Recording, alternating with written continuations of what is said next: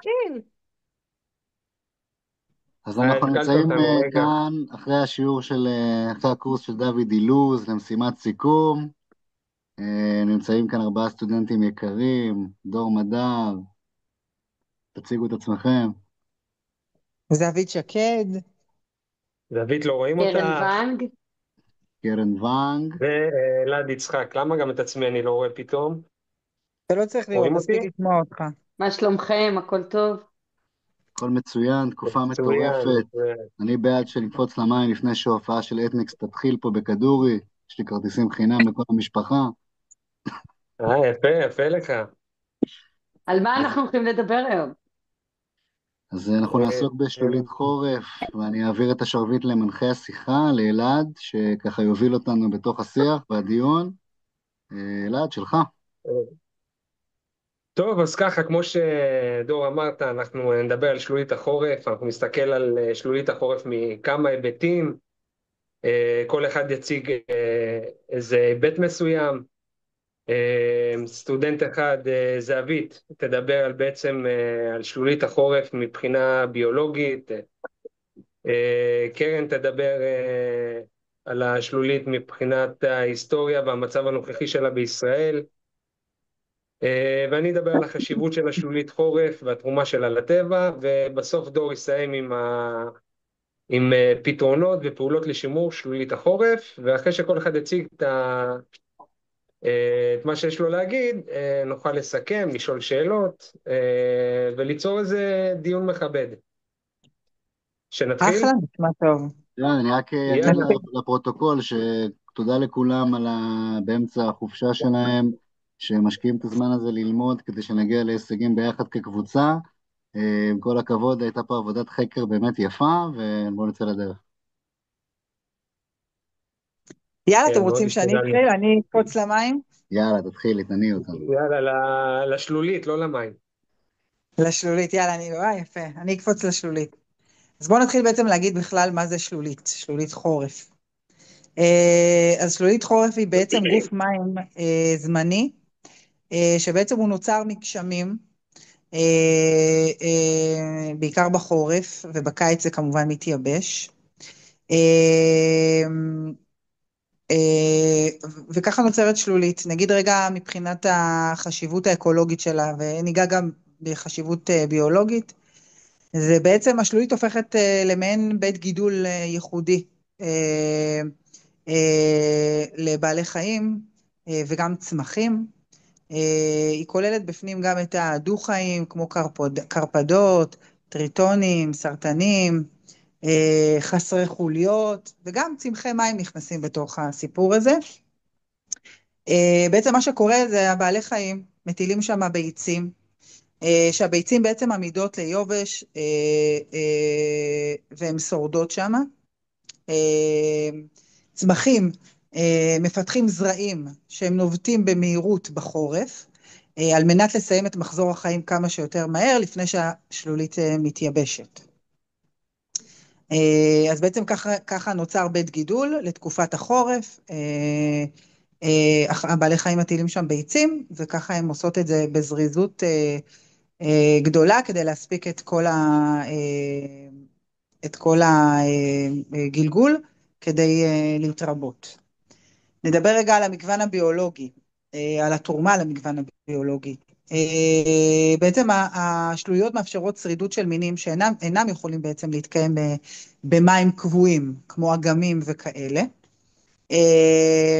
הן גם משמשות מקור מזון לבעלי חיים נוספים, נגיד הציפורים, יונקים, זוחלים. אז, אז בעצם מה שקורה זה שהם גם, הבעלי חיים האלה נהנים ממאכלים, כמו לאכול את מה שמתפתח שם, הם אוכלים אותם וזה הופך להיות שם ארוחה הטעימה. נעשה רגע חיבור למערכות האקולוגיות. בעצם עם ההתייבשות של השלוליות, מינים נודדים לסביבות אחרות ומעשירים אותם. ומה קורה בעצם שבני אדם מתערבים, כמובן כמו כל דבר, והורסים. אז בעצם מה האיומים שלנו? בעצם ברגע שמתחילים לבנות בתים ומבנים על הדבר הזה, אז בעצם כמובן הם מייבשים את השטחים שם, ולא נותנים לשלום שלולית להיערם שם, ובכך הם הורסים את המקום וליצירת שלוליות.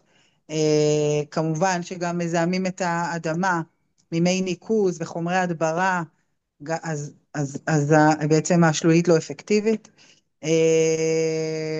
ו, וזהו, אני אגיד שבלסיכום, שלולית חורף היא סופר חשובה, גם לבעלי החיים, שהיא הופכת לבית גידול חיוני, זמני, אבל חיוני. היא בעצם שומרת על מגוון ביולוגי ושרשרת המזון. וזהו, וזה ככה באופן כללי על שלולית, על מה היא תורמת לנו ולמה היא חשובה לנו מבחינה אקולוגית וביולוגית. זהו, מקווה שנהנתם. וואה, תשמעי, איזה כן. ריכוז מידע רציני. מי הבא בתור? כן, אז אחריי, קיבל. אני אמשיך אותך. טוב, אז שלוליות החורף הן מערכות אקולוגיות ייחודיות שהתפתחו באזורים שונים בישראל. החורבן המכריע נעלם בעשרות השנים האחרונות. עד אמצע המאה ה-20 התקיימו בישראל מאות שלוליות חורף, בעיקר במישור החוף והשרון והעמקים. שלוליות חורף הופיעו באזורים הנמוכים, בהם מי הגשמים הצטברו זמנית על גבי קרקע חרסיתית או חמרה אטימה. שלוליות חורף נוצרו, כמו שאמרתי, לאורך השרון, מישור החוף והעמקים, בעקבות מי גשמים שנעקרו בקרקעות הכבדות. בתקופות קדומות הן היו חלק בלתי נפרד מהנוף הארץ ישראלי. מאות שלוליות פזורות בשטחים הפתוחים. מקורות מהתקופה העות'מאנית והמנדט הבריטי מזכירים שלוליות רבות ששימשו את התושבים המקומיים.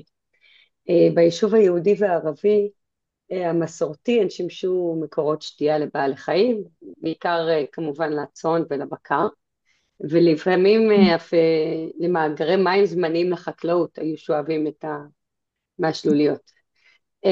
בריכות שתייה לבקר וצאן, כמו שאמרתי, הרועים המקומיים השתמשו במים העונתיים להשקיה. חקלאות עונתית, בחלק מהאזורים המים נוצלו להשקיה זמנית של הגידולים, או לפחות להרטבת הקרקע לשימוש. השדות שסביב השלוליות קיבלו דשן טבעי עם ירידת המים, מה שהשאיר את הקרקע.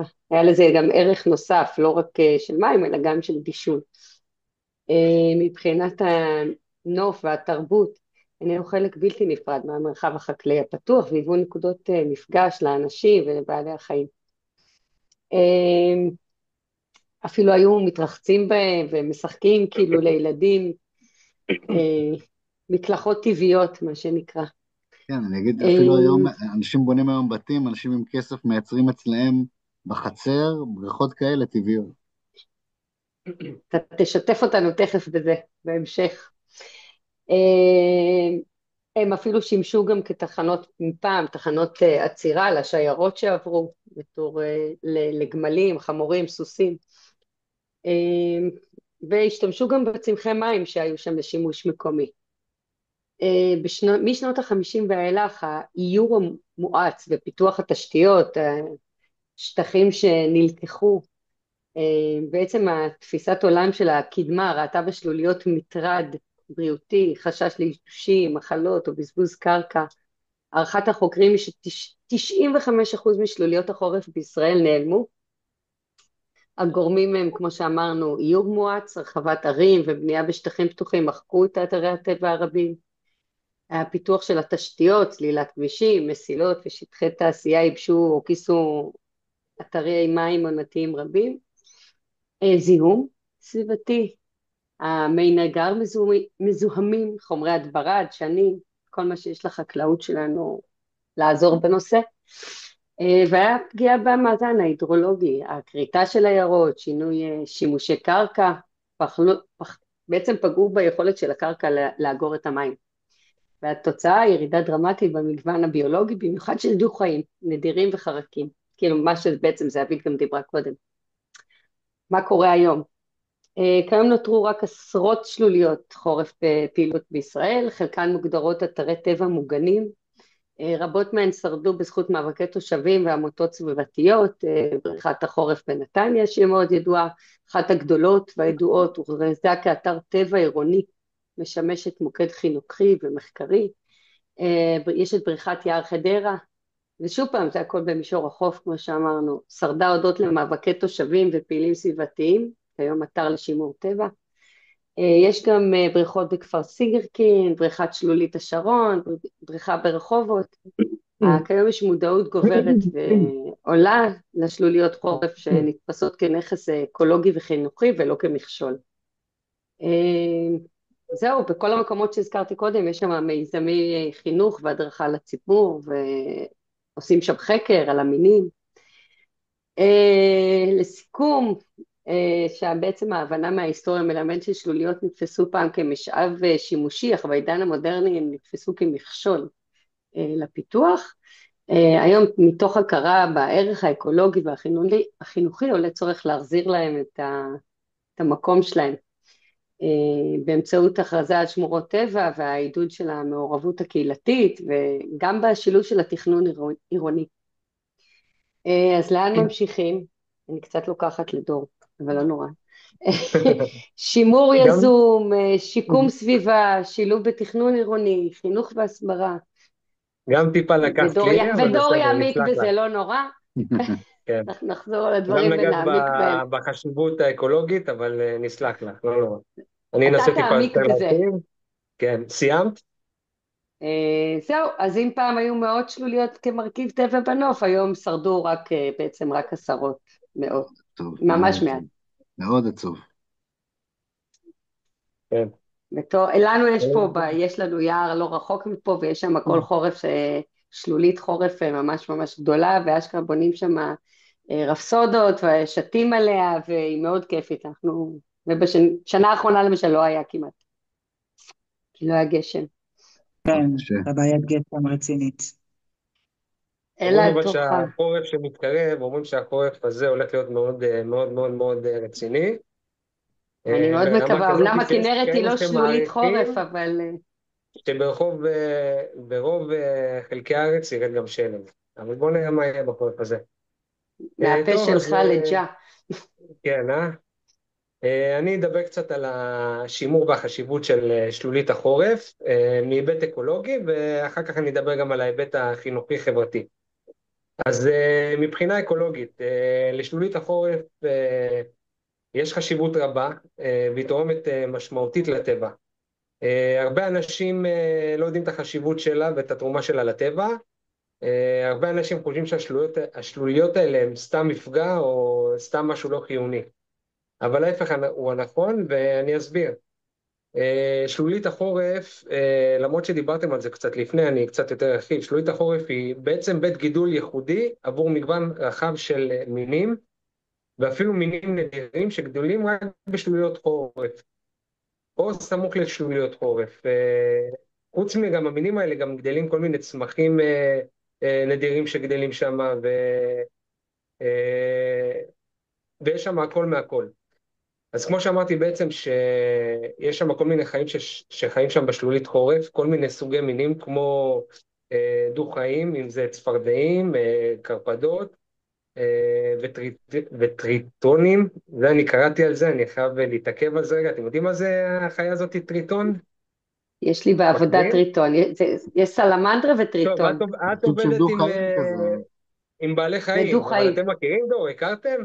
האמת שאני וזווית עשינו משחק רביעיות בשנה הראשונה על כל מיני חיות, אז שם נחשפנו לטריטון האלה. נכון. אז אני יכול להגיד לכם שאני פעם ראשונה נתקל בחיה הזאת, אני לא יודע אם אני נקרא בור או שהרבה לא לא, יודעים. הרבה לא מכירים, הרבה לא מכירים ממש. אבל למדתי עליה קצת, שהנקבה מטילה את הביצים שלה על צמחי מים, ושזה סוג של לטאה, זה למשל חיה שבלי ואנחנו מדליפו השלוליות עליה קצת. האלה היא לא יכולה כן, להתקיים. ו... כמו צפרדע, כן, כן. דו-חי. ומה שקראתי בעצם, בגלל שהם חיים בשלוליות חורף האלה, אז אצלנו יש סוג שנקרא טריטון אומרים? טריטון. טריטון פסים. כן, טריטון פסים, שהוא בעצם נמצא בהרבה מאגרי מים בארץ ובהרבה שלוליות חורף, והוא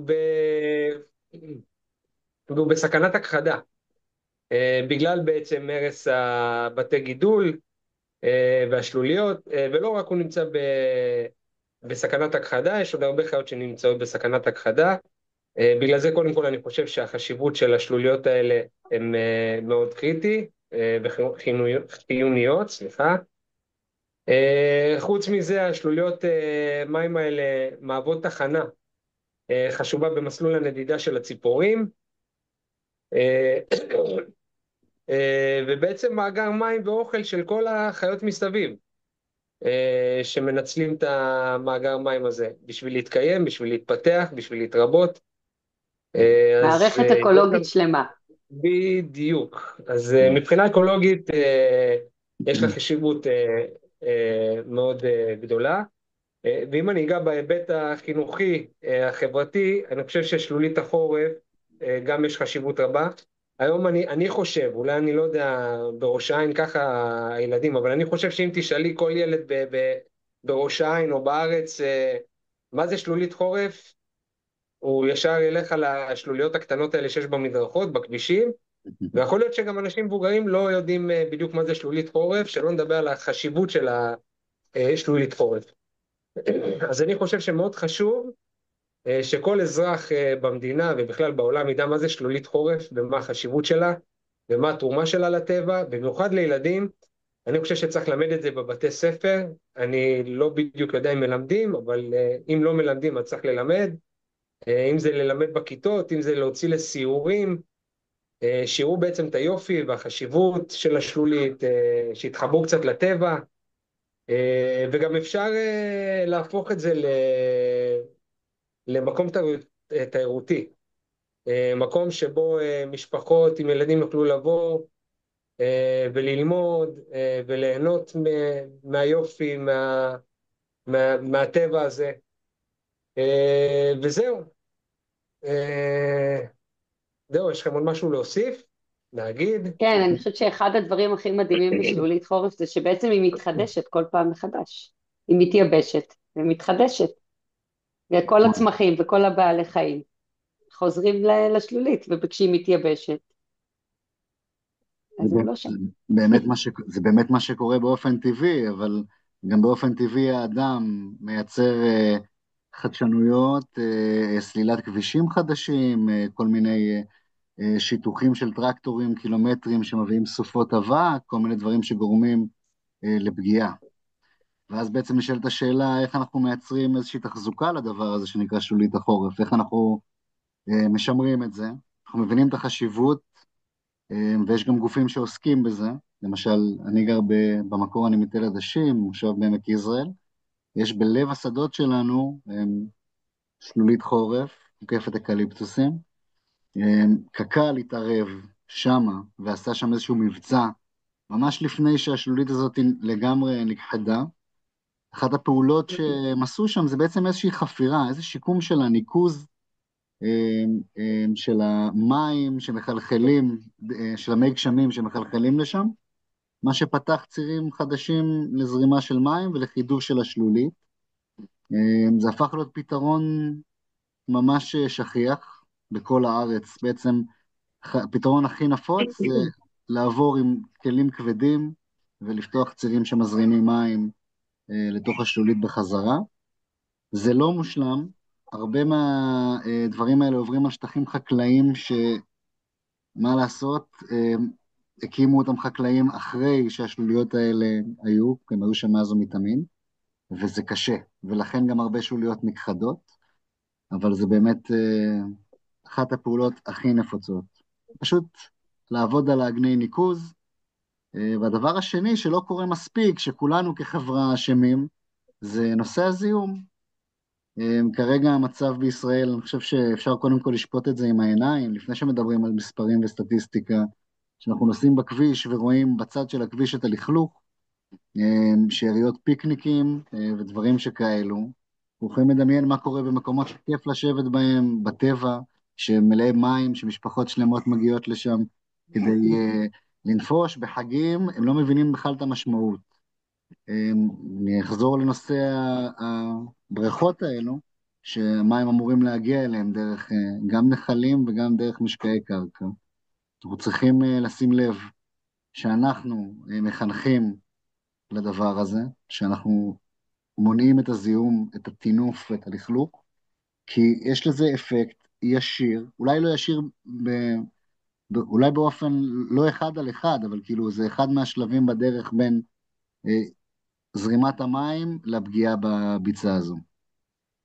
חוץ מהניקוז הגנים וחוץ מהסיפור של הזיהום, יש פה גם איזה נושא של תחזוקה, שגם זה, מדברים פה על שתי בעיות. אם אנחנו רוצים לתחזק את הביצות האלו, את השלוליות חורף האלו, אנחנו צריכים להרחיק מהן את הצמחייה הלא רלוונטית, שכל מיני השלכות של חקלאות מקומית ואזורית, ואנחנו צריכים גם לייצר איזשהו גבול בין הביצות האלה לאנשים בשנים הקרובות, לשמור על איזשהו עיקרון של רצף, שנותן לביצות איזושהי הזדמנות להתנקות, לגדול אולי, שאנשים לא שמים שם את התביעה האקולוגית שלהם, כדי שהשוליות האלה יוכלו לשגשג ולחזור להיות מה שהם היו לפני 15-20 שנה, כי אפשר ממש לראות וגם לקרוא על זה שחל הידרדרות באיכות המים, בגודל השלוליות האלו, וזה לא נראה שלחברות האפר וכל החקלאים שבאזור, זה בראש מעייניהם. אני לא מאשים או שופט אף אחד, אבל אובייקטיבית אני אומר, צריכים לפעול לשימור, ולשלושת הדרכים העיקריות לעשות את זה. הן לא מורכבות, פשוט דורשות איזושהי הסכמה הדדית, שיש חשיבות לשלוליות האלה, שהיא יותר גבוהה מדברים אחרים. ופה צריך לערב פוליטיקה, כאילו פה צריך לערב אנשים עם כוח. אנשים עומדים פה היום בכבישים בצמתים, וצורכים את הנשמה שלהם, ואני לא אגיד לשווא, אבל אני אגיד ללא איזושהי הענות של הממשלה. אז על מקרים שהם קטנים וזניחים, לעומת מה שאנחנו מתעסקים בו היום, אתם מבינים איפה אנחנו עומדים. אז אני רוצה כאילו להגיד שאני קורא, אם מישהו שומע אותי חוץ מהשלושה הסטודנטים שלומדים איתי, שחוץ מקק"ל ורשות הטבע ודוד אילוז והגנים, שומע אותנו. דוד אילוז, ישמע, כן. אנחנו קוראים לגופים אזרחיים ולקהילות סביב הביצות האלה, לעשות איזשהו מעשה אקטיבי, אחרת זה עניין של שנים שהפיתוח ימחק אותם, פשוט ימחק אותם. אבל כמו שאמרת, דור, זה כנראה לא הזמן הנכון, וכנראה בחיים זה לא יהיה הזמן הנכון, כי במדינה שלנו, כמו שאנחנו יודעים, יש הרבה בלגן, הרבה צרות, יש דברים שהרבה הרבה יותר חשובים כרגע, ותמיד מזניחים את הדברים הקטנים האלה. נכון. יכול להיות שאם היינו עכשיו במדינה כמו איזה שוודיה, או לא יודע מה, שאין לה הרבה צרות, אז היינו יכולים להעלות את הבעיות האלה. אולי בשוודיה, תדע לך שאם אנחנו מדברים על שוודיה, אירופה, אפילו קנדה נגיד, אז נכון שיש להם המון מקורות מים מתוחזקים, שמורים, מושקעים, אבל אל תטעו, איפה שבנו ערים ופיתחו ערים, גם שם היו את הדברים האלו, ואין היום. אני כן אגיד דוגמה, אליאנה, תוכל לכבות את האור בבקשה? אני כן אגיד דוגמה רגע מקנדה, הייתי שם 9 חודשים, שהערים בקנדה התחילו את הבסיס שלהם, את הבנייה, סביב השלוליות האלה, בכוונה לחיות חיים שהם מעט הרמוניים, שיהיה חיות לצוד, שיהיה איזשהו ממשק עם הטבע. היום הביצות האלה הפכו להיות סלולות, או שמובילים אליהם שפכים, שהפכו להיות חלק מתחנה בדרך לים, או לאגמים הגדולים. היום ביוב ואגמים מחוברים בכל העולם. אז פה בישראל, בביצה הקטנה שלנו, אז אי אפשר לצפות להרבה יותר. גם אני וגם, חייבת כמו להגיד אבל, שאמרנו קודם, על מזג אוויר, שאין מספיק גשמים, יש שנים שכונות, אז בכלל אין. מה זה לגמרי. אבית? אני אומרת שהיינו יכולים, אני חושבת שהכל זה עניין של מודעות וחינוך, ואפשר להתחיל מהדברים הקטנים, כמו זיהום הסביבה, כמו שדיברת על זה בפיקניקים, ולזרוק דברים, ולזהם עם לכלוך וכאלה, אפשר להתחיל מהדברים הקטנים, ולאט לאט זה יעלה למעלה, אבל קודם כל צריך להתחיל מלמטה, למטה, למטה, ממודעות קודם כל, מה זה, וללמד ילדים בבתי ספר, מה זה אקולוגיה, ואיך אנחנו מזיקים לאקולוגיה, ומשם, כשזה מתחיל מלמטה ומהדורות שאנחנו מחנכים, אולי זה יעלה למעלה. זה בגישה החיובית, ומהצד השלילי אני מוסיף למה שאת אומרת, להגביר את הפיקוח ולהתייחס לזה ברצינות רבה. בעיקר שאנחנו מדינה קטנה שמתלכלכת מהר, כמו שקל ללכלך, אז גם יהיה קל לנקות. רק צריך לעשות את זה באסרטיביות. לגמרי. נכון. חברים, אני חושב שהיה פה דיון מאוד פורה. היה מלמד. בסוף השלוליות חורף האלה זה לא איזה נושא צדדי שאנחנו עכשיו נותנים עליו את הדעת. זה חלק מהחיים שלנו, זה חלק מההתפתחות. זה כמו איזה להסתכל אחורה בזמן. הולכים אלפי שנים אחורה, אנחנו נמצא צפרדעים וטריטונים. סליחה, מאות אלפי שנים. אלפי שנים אחורה אנחנו גם נמצא תימנים, אז כאילו זה לא כזה נכון. פשוט נסתכל על זה במיקרוקוסמוס כזה של לראות, זה הטריטון, אבל הוא שייך למערכת אקולוגית שלמה, והמערכת אקולוגית שלמה שייכת גם, בעצם של השלולית שייכת לכל המערכת אקולוגית שנמצאת בישראל, זאת אומרת, זה דבר ודבר ודבר, שלכל דבר יש אדוות. מדהים, מדהים. נכון. איך אני אוהב אני חייב ללמוד? להגיד גם, אני חייב להגיד, בתור אחד שגדל בעיר, בתור אחד עירוני, שפחות מחובר לטבע, ורק בשנים האחרונות אני מתחיל להתחבר עם הטבע, אני לא ידעתי הרבה על השלולית, על שלולית החורף, וכשקיבלנו את הנושא הזה, אני קצת התבאסתי, כי היה נושאים הרבה שאני יותר מכיר ושיותר מעניינים מבחינתי, שהם על פניו נראים גם יותר קלים, וקצת נלחצתי מהנושא הזה של השלולית החורף, ואחרי שהתחלנו להתעמק בנושא הזה וללמוד את הנושא הזה, אני חייב להגיד לכם שזה נושא מאוד מעניין, ולמדתי המון, בזכות עצמי, בזכותכם, ומהדיון הזה בכלל. מסכימה איתך. אני גם מאוד, בהתחלה אמרתי, טוב, מה כבר יש לדבר על שלולית חורף? מה כבר? כאילו ידעתי את הדברים הבסיסיים, אבל אתה יודע, כבר מה אפשר להתדיין עליו, כאילו. אבל אני מסכימה איתך, בסוף אתה יודע שאתה מתחיל לחקור את הנושא ולבדוק, ואתה מגלה עולם, אתה מגלה הרבה דברים שלא ידעת קודם. וזה לגמרי נושא מעניין. אפילו שכל הדברים שאתם אומרים נכונים, אנחנו עדיין נשמעים כמו פודקאסט של הגוגל נוטבוק הזה, אז אנחנו צריכים אני מזמין את כולנו להיות בקשר עם אלעד לגבי חגיגת שלולית אצלו בבית, ומאחל לכל המשתתפים פה ערב נפלא וטוב, מתגעגע אליכם, מקווה לראות את כולכם בקרוב מאוד, ולברוח קצת מפה. אצל זהבית. מה? אצל זהבית בבית החדש. אצל זהבית. נכון. אני אעצור בצל האדום, אני אביא קבבים. למה? מי שמארח לא צריך להבין, הוא מארח, הוא מביא את הכל. זה אמר תימני, כל הכבוד. תחשבו, בן אדם בונה בית, גם צריך עכשיו לעשות חינגה, אירוע לכל החברים שלו. סתם, אני צוחק. הכל טוב.